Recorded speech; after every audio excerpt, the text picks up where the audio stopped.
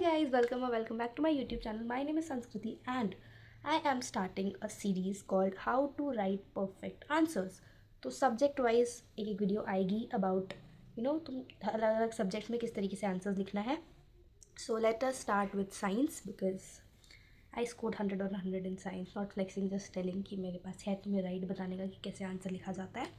So without any further ado let's begin. First things first, M C Qs में it is very important कि तुम option के साथ साथ ऑप्शन में जो लिखा है उसे भी लिखो, क्योंकि कई बार क्या होता है ना, जो चेक आंसर शीट जो मतलब जो मार्किंग स्कीम जो आती है, कभी कभार उसमें ऑप्शन मिस प्रिंट हो जाते हैं, यू नेवर नो, हो भी सकते हैं.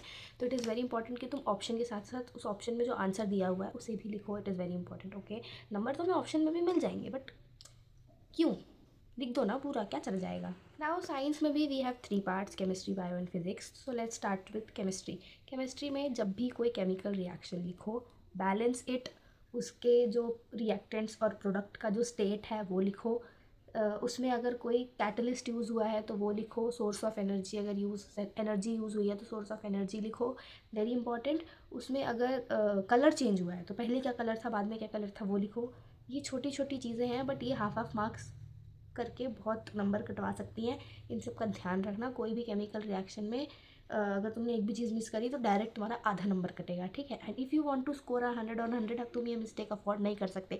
तो colour, state, balance the reaction, catalyst, very important, ये सब नोट करना है केमिकल रिएक्शन में. सेकेंडली, अगर तुम्हें कोई भी चीज़ एक्सप्लेन करने के लिए दिया है कि सपोनिफिकेशन रिएक्शन एक्सप्लेन करो, एस्टरिफिकेशन एक्सप्लेन करो, डबल डिस्प्लेसमेंट रिएक्शन एक्सप्लेन करो, तो हर चीज़ को एक्सप्लेन करने के बाद इवन दो क्वेश्चन में ना लिखा होगा एक्सप्लेन विथ एन एग्जाम्पल और गिव एन एग्जाम्पल, तुम्हें एग्जाम्पल लिखना है. हर चीज़ में एग्जाम्पल लिख के आओ. जहाँ पे भी बोला है एक्सप्लेन और तुम्हें अगर उसका एग्जाम्पल पता है तो एग्जाम्पल लिखना है. ओके. Now comes biology.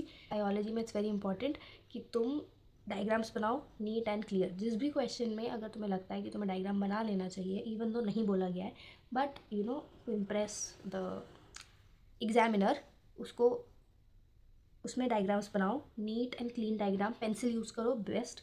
और उसमें हर चीज़ को प्रॉपरली लेबल करो. एक एक चीज़ क्लियरली लेबल करने से खिचड़ी नहीं मचा देना. एक एक लाइन में एक एक चीज़ एक्सप्लेन करो. जहाँ जहाँ पे फ्लो चार्ट यूज़ कर सकते हो वहाँ फ्लो चार्ट यूज़ करके बताने की कोशिश करो. जो भी इंपॉर्टेंट एग्जाम्पल्स हैं उन्हें लिखो. जो हेरिडिटी का जो वो आता है ना टेबल बनाने के लिए, उसमें हर एक चीज़ को अच्छे से नोट करना. F1 जनरेशन, F2 जनरेशन, फिर उसके genotype, phenotype, everything should be very crystal clear in your answer sheet. खिचड़ी मचाने की कोशिश तो बिल्कुल भी मत करना. And handwriting should be neat and clear. मैं ये नहीं बोल रही इसे सुंदर कैलीग्राफी में लिखो, but at least NEET and clear hand writing में लिखो कि तुमने जो लिखा है वो सामने वाले को समझ में आए. स्पेलिंग्स का बहुत ध्यान रखना. बायोलॉजी में कुछ टर्म्स ऐसे होते हैं उनकी स्पेलिंग्स बहुत इंपॉर्टेंट होती हैं, स्पेशली एग्जाम्पल्स. तो सारी स्पेलिंग्स का ध्यान रखना. एसेक्सुअल, सेक्सुअल रिप्रोडक्शन के जो एग्जाम्पल्स हैं उनका ध्यान रखना. उनमें जो मतलब उनमें जो जो जो ऑर्गेनिज्म है टाइप ऑफ रिप्रोडक्शन फॉलो करते हैं उसको बहुत ध्यान से याद रखना है. और उसको लिख के आना जब भी उसका इससे रिलेटेड कोई क्वेश्चन आए. Now comes physics. तो फिजिक्स में सबसे पहले तो लेट्स टॉक अबाउट रे डायग्राम्स. तो जहाँ पे भी अगर कोई भी क्वेश्चन है जहाँ तुम्हें लगता है कि रे डायग्राम बन सकता है, वहाँ पे रे डायग्राम बनाओ, ठीक है. सेकेंडली, लेंस का ध्यान रखो. तुम्हें क्वेश्चन में लेंस दिया रहेगा, लेंस की फोकल लेंथ दी रहेगी, तो तुम्हें ये याद रखना है कि किस लेंस की फोकल लेंथ माइनस में होती है, किसकी प्लस में होती है, किसकी पावर माइनस में आती है, किसकी प्लस में आती है. Take care of the science of the units are very important. जहाँ जिस जिस क्वेश्चन में तुमने जो जो निकाला है उस सबका यूनिट लिखो. जब ये क्वेश्चन सॉल्व करते हो तो it is very important to write given, जो चीज़ें गिवन है, फिर टू फाइंड या टू प्रूफ, टू फाइंड जो भी तुम्हें फाइंड करना है, and then start with your solution. इससे ना टीचर को पता चल जाता है कि हाँ इस बच्चे को आता है कि क्वेश्चन एग्जैक्टली सॉल्व कैसे किया जाता है, ठीक है. ये छोटी छोटी चीज़ें हैं बट ये छोटी छोटी चीज़ें ही तुम्हें वो एक एक दो दो नंबर या आधे आधे नंबर जो तुम्हारे काट लेते हैं teachers, and you are like सही तो किया था फिर नंबर क्यों काटा. इसलिए काटा क्योंकि तुमने ये चीज़ें थोड़ी सी मिस कर दी होती हैं. तो it is very important to write your answer sheet in a systematic and a proper manner to score 100 on 100. Okay.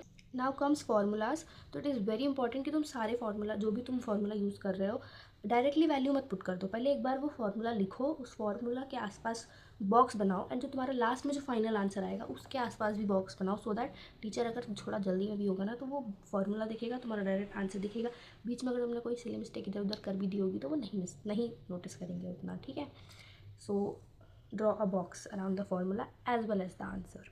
Now एक क्वेश्चन जो होता है ना, जो हर एग्जाम में आता है, it is to basically tell the difference between this and this, differentiate between this and this and all of that. तो उसमें what you need to do is, जब भी कोई ऐसा डिफरेंस वाला क्वेश्चन आए तो मेक 2 कॉलम्स, ओके, या जितने भी चीज़ों में डिफरेंशिएट करना है उतने कॉलम्स बनाओ.